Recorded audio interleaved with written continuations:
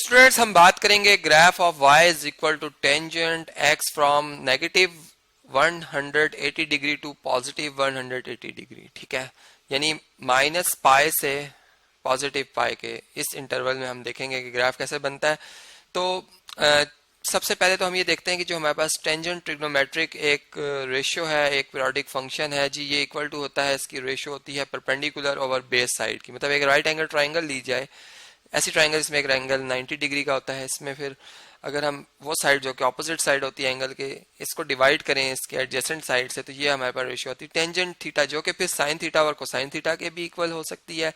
और फिर हमने देखा था कि ये जो हमारे पास ट्रिग्नोमेट्रिक फंक्शन है, जब हम एक यूनिट सर्कल से स्टडी करते हैं, मतलब एक ऐसा सर्कल जिसका कि मैंने रेडियस 1 रखा है, तो वहां से हमने बात नोट की कि इसमें जो डोमेन मिलती है टेंजेंट थीटा की, उसमें वो तमाम एंगल्स आते हैं सवाए वो एंगल जो कि 90 के ऑड मल्टीपल्स हैं, इसलिए कि चूंकि हमारा डिवाइजर जो है टेंजेंट फंक्शन में वो कोसाइन थीटा, और कोसाइन फंक्शन जो है वो 90 पे 3 मतलब 270 पे -90 पे -270 पे अनडिफाइंड होता है। और इसी तरह अगर सर्कल हम चलाते रहे तो ये मतलब ऑड मल्टीपल ऑफ 90 में अनडिफाइंड हो जाता, मतलब जीरो वैल्यू देता है और ये फंक्शन हमारा अनडिफाइंड हो जाता है। इस वजह से हम इस वैल्यू को, इन एंगल्स को निकाल देते हैं ताकि टेंजेंट थीटा जो है वो डिफाइंड रहे और उसकी डोमेन जो है वो आए, और उससे हर वैल्यू की, मतलब जो डोमेन की हर वैल्यू उसके अगेंस्ट हमें रेंज में एक नंबर मिले। ठीक है, तो ये वो नंबर्स आ जाते हैं हमारे पास जिनकी रेंज एग्जिस्ट करती है, तो डोमेन आ जाती है और रेंज में हमें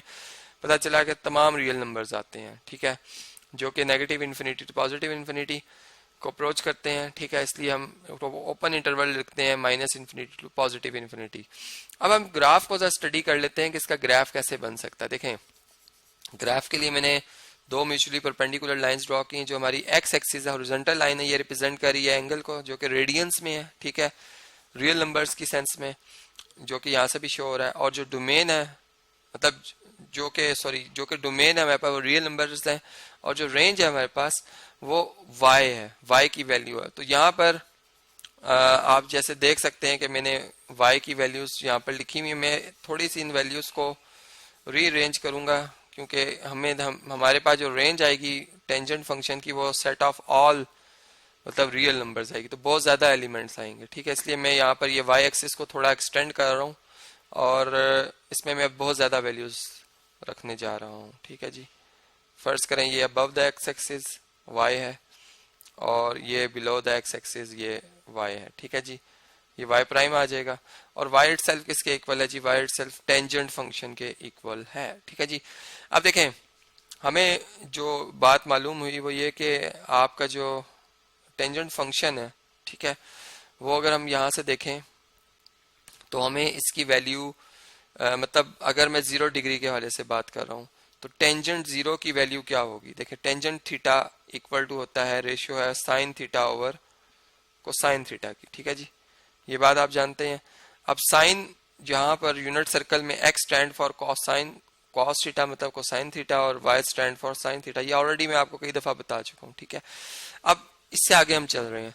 अब देखिए, साइन 0 होता है और कोसाइन 0 1 होता है, इसका मतलब कि टेंजेंट 0 की वैल्यू 0 आ जाएगी, क्योंकि आप 0 डिवाइडेड बाय 1 0 लिखोगे।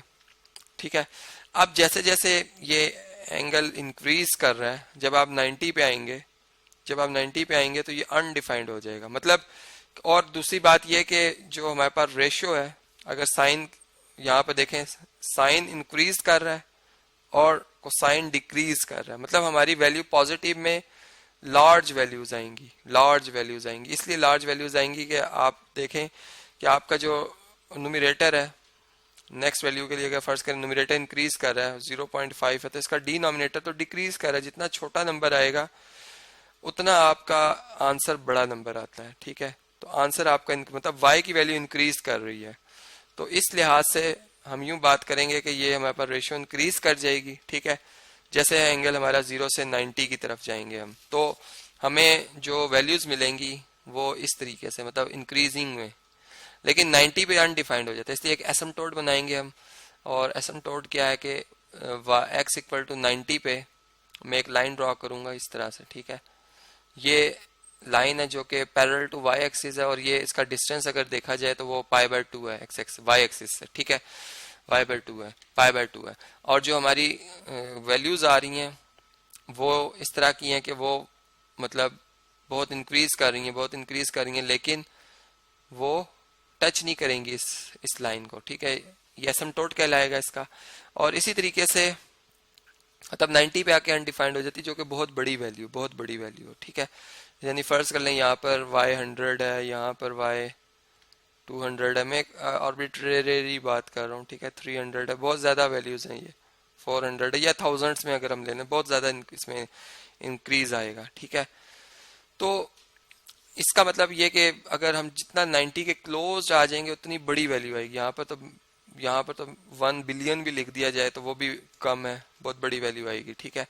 तो y में हमें बस इंक्रीज नजर आ रहा है। और इसी तरीके से जब हम माइनस इन्फिनिटी की तरफ जाते हैं, सॉरी माइनस π/2 की तरफ जाते हैं, मतलब क्लॉक वाइज जब हम रोटेट करते हैं तो हमारा एंगल नेगेटिव होता है, ये बात हम जानते हैं। तो जब रोटेशन हमारी इधर मतलब पॉजिटिव टू नेगेटिव होगी, जीरो टू नेगेटिव π/2 होगी, तो इसमें क्या होगा कि जो हमारा x है वो जीरो को अप्रोच कर रहा है, ठीक है।